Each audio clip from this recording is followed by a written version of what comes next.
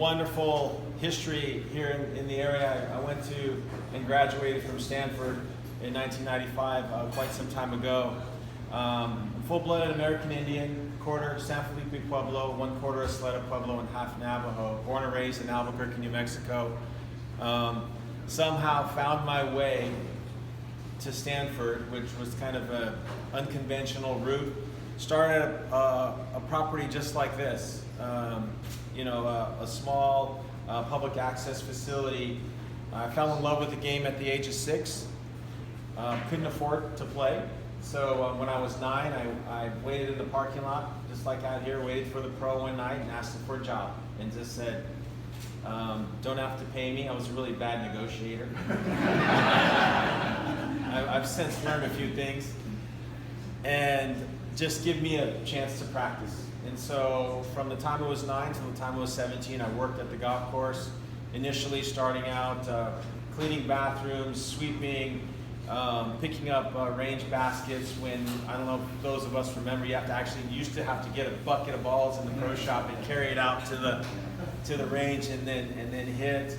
Parking carts, cleaning carts, and just kind of whatever odds and ends needed to happen. And the summer times I'd show up at 6 in the morning and work till about 8 o'clock in that morning, and then I'd practice from about 8 to 6, and then I'd help shut the shop down. And that was my summer vacation every year, but it paid off. By the time I was 17, I was the #1 junior golfer in the country. And I had a chance to play at Stanford, and a lot of people wondered, being so highly ranked as a junior golfer, why I chose a school like Stanford at the time, because they were very bad at golf. They hadn't made the NCAA tournament in over 15 years, and were pretty much a non-factor as far as collegiate golf was concerned. And I made the decision first and foremost because I felt like education was always going to be a part of my life and important for me. But secondly, I picked them because they were a bad team, but they played in a great conference. So I knew as a freshman I'd get some playing time, because I was pretty sure I could beat the guys on the team first coming in. I was kind of a confident little guy. But I came in, and myself and Casey Martin were both ranked in like the top 20, 25 juniors in the country.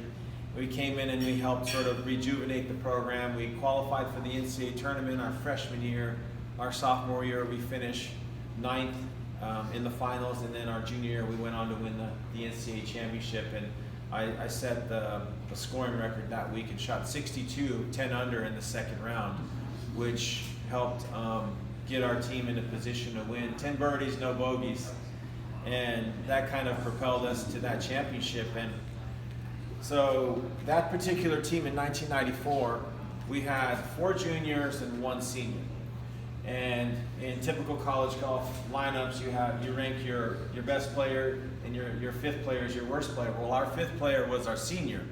So we got rid of him, right? And we brought in Tiger Woods. So we go the whole year, and everybody's excited. Oh, Tiger's here, Tiger's here, Tiger's great, and we love Tiger. We still do, right?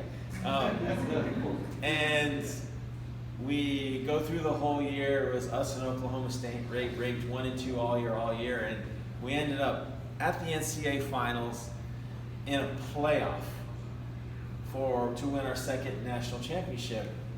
One of the backstories to that is that we were one of the top 3 teams headed into the last round.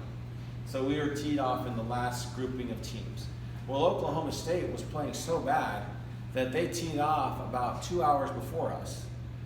But there was 2 or 3 rain delays that day, and they made this amazing run on the back 9 and came within, they posted a score that was about within 4 shots of the lead. Well, Coach Mike Holder, who is the athletic director now at Oklahoma State, is looking at the leaderboard, and he's like, Tiger Woods, first team All-American. Notah Begay, first team All-American. Casey Martin, All-American. He's like, they're not gonna lose this lead. So he had one of his European players from Sweden, his name was Leif Westerberg. he needed to catch a flight to get back to Europe because he was entered in the British Amateur Championship that he needed to get back for. So he goes, Leif, go ahead. They're not going to lose this lead. You go ahead and go to the airport. So Leif drives to the airport, gets there 30, 40 minutes later. Meanwhile, we're choking dogs out there. I'm making bogeys. Casey's making bogeys. Tiger's making bogeys. And Holder's looking at the leaderboard, and like Oklahoma State's just moving up, and Stanford's coming this way, right? So meanwhile, about another hour later, Leif's taxiing to take off, and he's like, oh, you know, there was no cell phones or any of that stuff back then. He's like, hey, anybody hear what happened in the NCAA championship? Who won? Did Stanford end up winning? They're all, no. Oklahoma State and Stanford are in a playoff right now. And he's sitting on this plane looking around going, wait a second, that's my team. We ended up making bogeys, and I'll never forget this, and we all live with despair in golf, for those of us that play, right? Some a little bit more than others. I missed a putt about this far on the 72nd hole that would have won us our second national championship in a row. And I think about it don't remind me, I think about it every day. And so I missed that putt. Tiger comes in, he misses a birdie putt on the last hole. We end up in this playoff. They only had 4 guys. So we're sitting on the tee going, God, man, we can beat 4 guys. Well, they get up there, and their first 2 guys make birdies, and their last 2 guys make pars, and I think our 4 best scores were 4 pars. We ended up losing the national championship. So the moral of that story, and which I constantly remind Tiger about, is that he made us a worse team.